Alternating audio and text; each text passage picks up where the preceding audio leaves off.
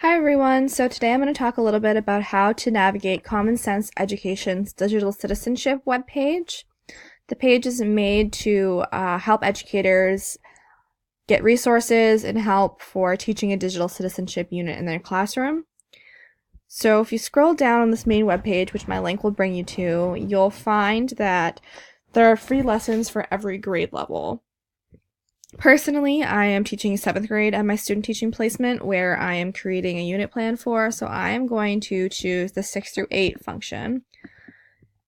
And this will bring up a website that has 6 different categories of lesson plans. These categories, I believe, are in line with the ISTE standards. If you click on one of these different categories, we'll go with relationships and communication, it will bring up the lesson plans tailored to that grade level. So for 7th grade, it brings up my social media life. So if you click that, it will bring you to a page that tells you everything you need to know about that lesson plan. All lesson plans come with a little video to watch about the topic.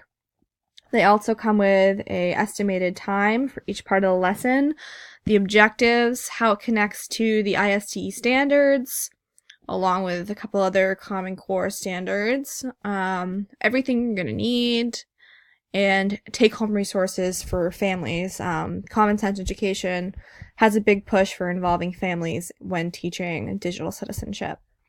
So to unlock the whole lesson, you actually do have to log in, or if you haven't made an account, sign up. So that's important to know, is to access the full lesson plan, you will have to make an account. But from here, you do get kind of a good idea of what the lesson plan will be about.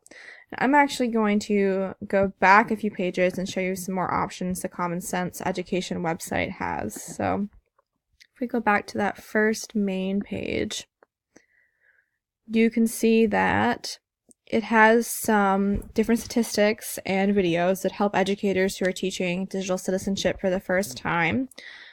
I think this video is really important for someone to watch if they are going to begin teaching digital citizenship.